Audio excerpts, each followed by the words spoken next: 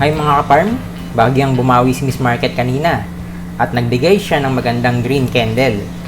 Ranging pa din ang tingin natin sa ating index. Check natin yan at ang ating top 5 picks para bukas. Tara guys, mag-start tayo. This is Farm Boss and welcome to my YouTube channel.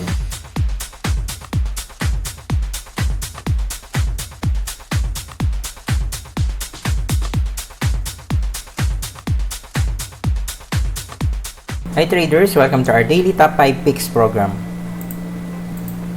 Disclaimer, kayo supportahan natin ang ating channel sa pamamagitan ng pag-subscribe. Pindutin nyo lang po yung subscribe button, pag-comment at pag-like ng ating video. Salamat po. Buying signals and stock screening, gumawa tayo ng video dyan. Ito po yung tsura nya. Pakihanap na lang po sa ating tutorial playlist and explain ko dyan yung ating buying signals at kung paano natin itinatransfer yung mga na-screen nating stock sa isang spreadsheet. Check natin ang ating index. Nasa major correction pa din siya pero parang nagko-consolidate na siya dun sa ating box. Parang ranging na to si Miss Market. So, tingnan natin kung ito na yung range niya. Itong box natin. Yan yung pa din yung hinihintay natin. Magdikit-dikit yung mga MAs niya kagaya ng ginawa niya dito. Nag-AOTS siya dito tapos nagdikit-dikit na yung mga MAs. Baka ganun din yung gawin niya dito bago siya mag-uptrend ulit.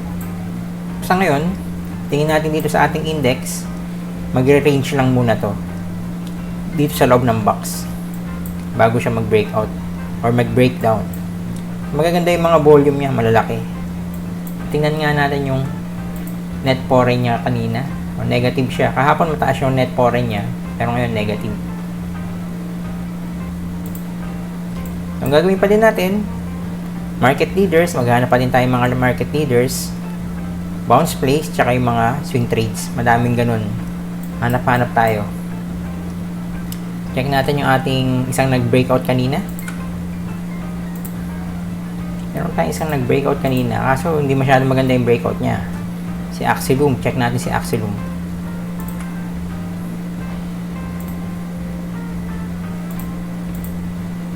Axilum. So, Farm Boss swing box to or swing trade. Ito yung malaking box niya. Diyan natin kinuha yung kanyang possible TP. Breakout level natin dito kay Axilum. 2.80. Bibili tayo after yung mag-breakout. 2.81. So, nandun yung price niya ngayon. 2.81. Hindi lang maganda yung candle.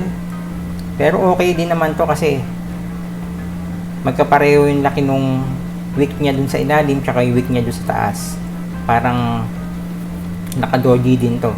Parang yung kahapon. Indecision candle, pero tingnan natin, lumabas na siya dyan eh. So ito yung buy natin, 2.81. Possible TP natin, dito natin nakuha 3.02. Possible gain natin dyan 7.43%. Cut-loss natin, hindi na natin babaguhin kasi maliit lang yung ginain nito dun sa kanyang breakout level. So ito yung 4% cut-loss natin, 2.72. Volume niya kanina average lang, RSI 54.04. Yan si Axilum. Tingnan natin kung may continuation siya bukas. Next natin yung ating top 5 picks para bukas Tuesday, August 17. GMA 7, ICT, SPC, Wilcon, tsaka si Bull. Check natin si GMA 7.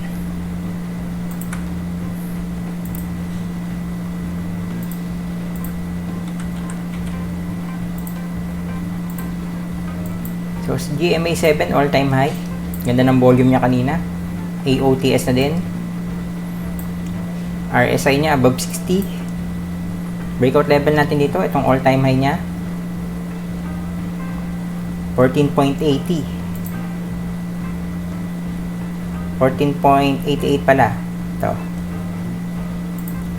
Bili tayo after mag-breakout. 14.90. Possible TP niya. 10%. Nakuha natin sa ating trade plan calculator. Check natin kung nandito pa si GMA 7. GMA 7.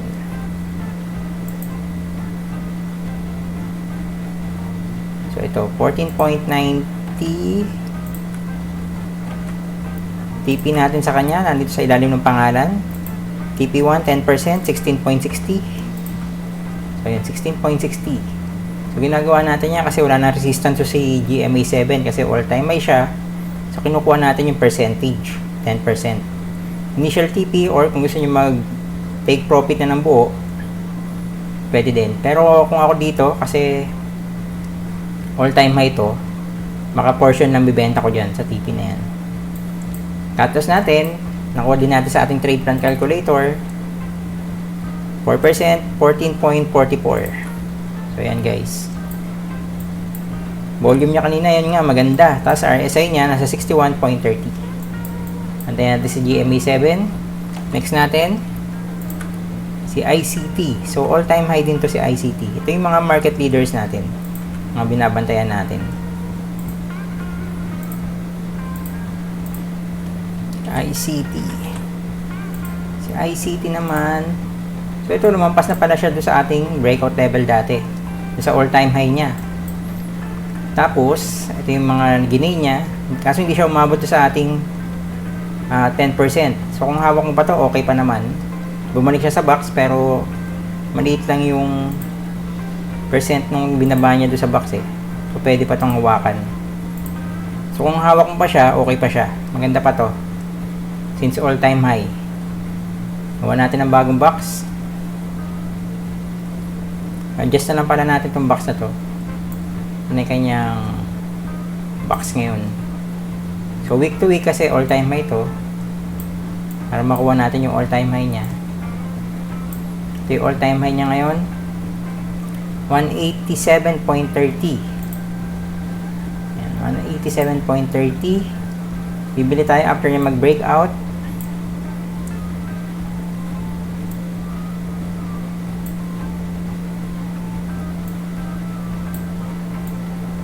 $187.40.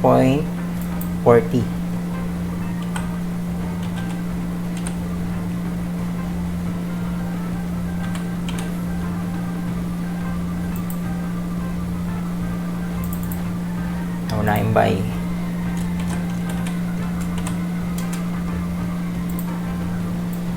So, since all-time high na naman to, pabaguhin natin yung hanapin natin yung 10% niya doon sa ating trade plan calculator.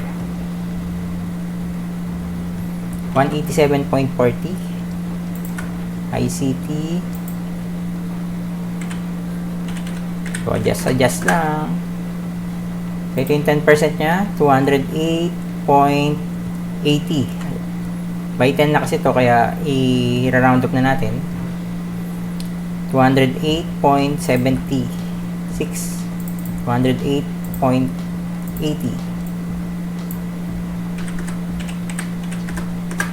So, ito yung kanyang 10% na initial TP or possible TP natin.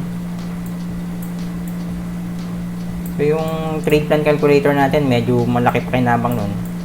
Pwede nyo panoorin yung tutorial ko doon. Nandun sa ating tutorial playlist. Kaya hanap na lang. Tapos yung 4% cut loss nito, nagbago na din. 181.60.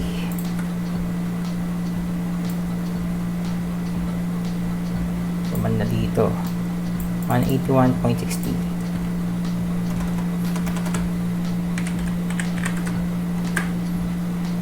%4 cut loss natin.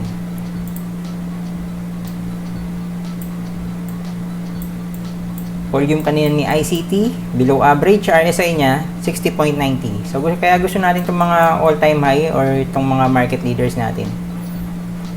Pag kasi gumanda yung galaw ni Miss Market, gumaganda din yung galaw nila. Nagtitrace to ng konti or nagdidip ng konti to, pero bumabalik naman uli dun sa labas ng box. Umaangat uli, nag-breakout uli.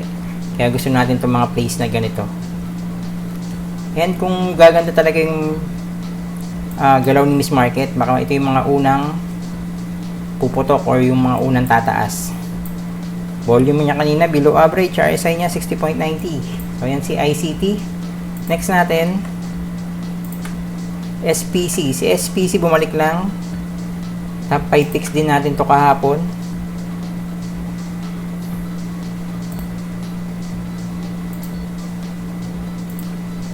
SPC. All time high din to sa SPC, guys. Ganda na ng galaw niya. Medyo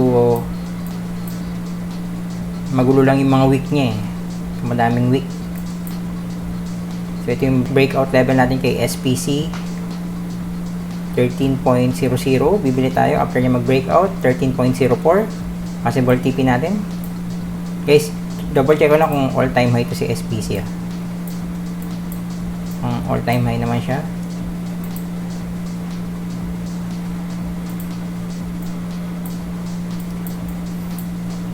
So ito yung all time high niya, yung breakout level natin. 13.02. Possible TP natin, nakuha din natin sa ating trade plan calculator. 10%, 14.54.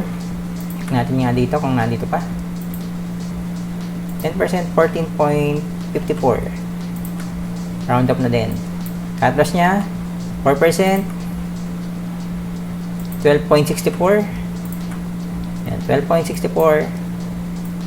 4% cut loss. Yung 4% cut loss, yun yung maximum na inaalaw natin na matalo tayo sa isang trade.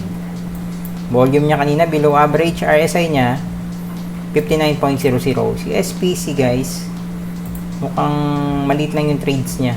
So, bantay-bantayan lang din natin. Hintayin natin magka-volume. Next natin, si Wilcon. All time high pa din.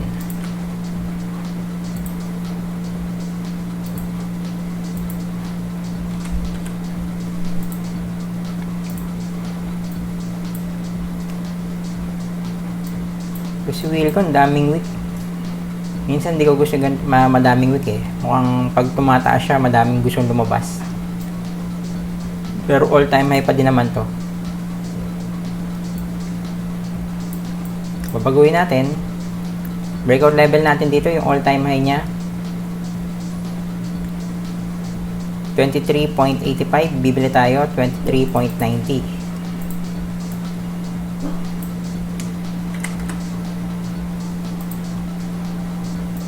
Adjust na lang din natin to.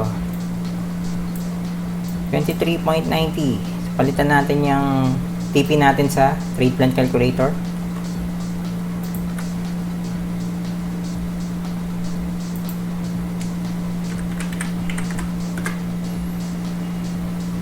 %, TP 26.62. 26.60.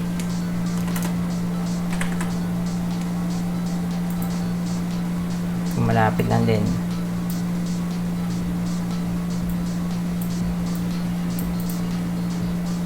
Cut loss natin dito, mababago na. 4% cut loss, 23.16.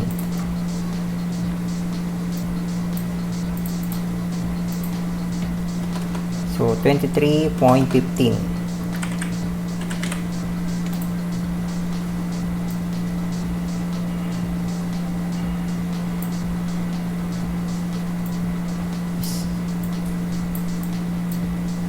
Volume niya kanina, below average. RSI niya, 57.60. Si R8 pala kanina, lumabas din doon sa breakout level niya, doon sa all-time high. Kaso nga lang, bumalik ulit doon sa box. Magbabago na yung plan doon, guys. Adjust nyo na lang. Magiging parang 2 tranche. Unang tranche, yung breakout doon sa dati niyang all-time high. Tapos ngayon, yung pangalawang tranche niya, doon sa all-time high niyang bago. Okay guys, yan si Wilcon. Next natin, ay yung last, si Bull.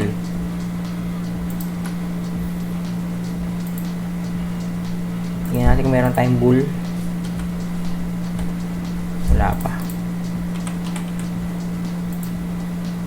Si Bull gumagawa na ng kanyang structure dito.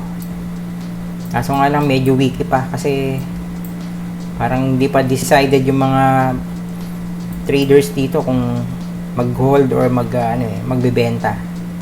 So pagka lumalabas diyan sa breakout level, nagbebenta sila. Pero bantayan na din natin. Baka meron ng movement eh.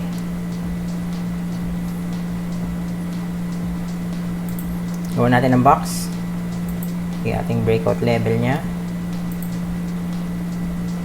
1.50, bibili tayo after niya mag-breakout, 1.51.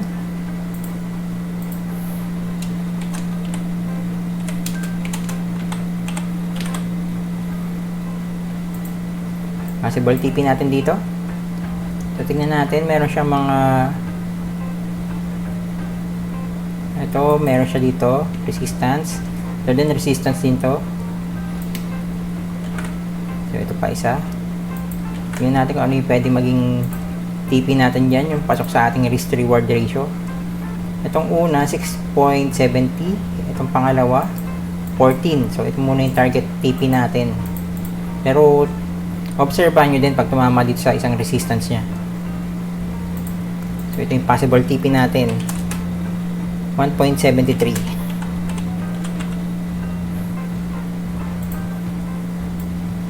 Cut loss natin kay Bull.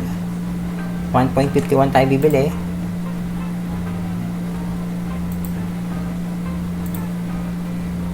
Yan na si Ever. Ay, hindi. Meron tayo dito. Alam ko eh. Bull. Ganyan natin si BC. Bili natin is 1.51. Kung cut loss natin dito, 1.46.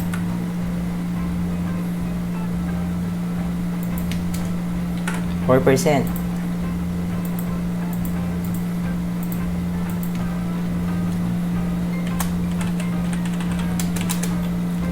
1.46. Volume ni Bull kanina, below average. RSI niya, 40.68. Tingnan natin, baka lumampas yung RSI niya sa 50 pagka nag-breakout dito sa breakout level natin or dito sa ating box. Yan si Bull.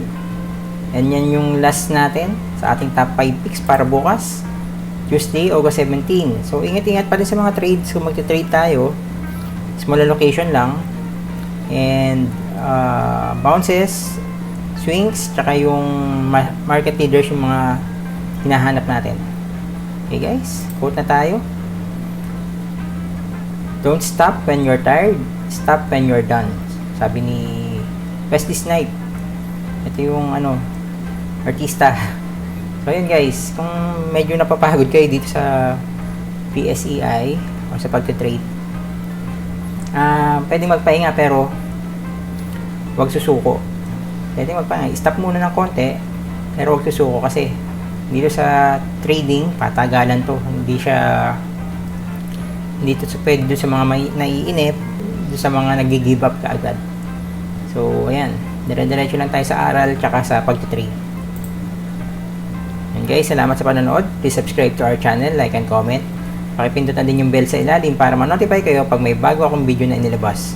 Supportan po natin ang ating channel. Good luck sa atin bukas and God bless.